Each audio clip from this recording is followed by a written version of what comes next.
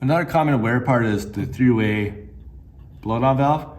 So right now it's depressurized. Again, you want your air cut off to the machine. So what'll happen is if a lot of abrasive comes up into the valve over time, so that's why I put clear hoses on there so you can see any abrasive. This is supposed to be clear at all times. So keep this visual when you start blasting over time. If you see abrasive in there, just disconnect it and dump it. Okay, you never want abrasive in this because that'll ruin this valve. All right. So here's the valve here on the side. So inside there, it's the same as the choke valve I showed earlier. It's got the eyelets. They're very thin nickel metal. Yeah. All right. So very thin metal, so you can, so any abrasive that gets in there when you keep, pressurizing, depressurizing, you're crunching that abrasive into that thin eyelet of metal, and eventually that eyelet's gonna start to wear, okay, bend, reshape itself, so it won't close properly. So when that happens, when you pressurize and the eyelet's damaged on the inside, air is gonna continually go through the system, through the bleed. This is where your pot depressurizes. So the air is gonna come through here into your pot continually, and you don't have enough air to blast with because you're losing air through here and through your nozzle, and that's not gonna work. So the way you can tell when that's leaking air is you can hear it. So you wanna leave your dust collector off and pressurize, okay?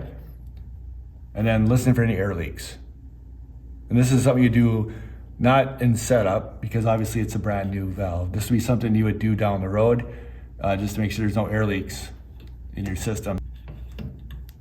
Leave your blower and light off, put your lever down to pressurize, and listen for air leaks. So this is called a blow valve. So basically this is where the pot depressurizes from. So when you have a bad three-way blowdown valve, this will leak air continuously. So when the pot's pressurized or depressurized, you may feel air coming through here continually. So I usually, if you put your finger on it, if you feel any airflow, then your valves start to go bad. So that way you can kind of prevent it from getting really bad. If abrasive does build up into your airlines, there's a couple reasons. One is your pot is overfilled. So if you look here on the side, your abrasive flow should be about 1 inch below this opening, because this is where your air is in the pot. So if I drew like an imaginary line right here, this is where your abrasive is. This is all air above it, okay? So if you think about it, air is continually coming through your system and you don't want to siphon any grit into the airline to pull up. So if your pot is up to here full of abrasive, that's actually gonna dump abrasive into your airline and siphon it up into your valve when you pressurize or depressurize. So the way you can tell as well if your pot's overfilled is, let's say you're blasting for a long period, when you pull this up and you hear like a chugging, you'll hear like and you see abrasive kind of going this direction, that means your pot's overfilled. So that's the easy way to tell. So in that case, I'll go into like how to take that off here later. So you don't want to remove some abrasive.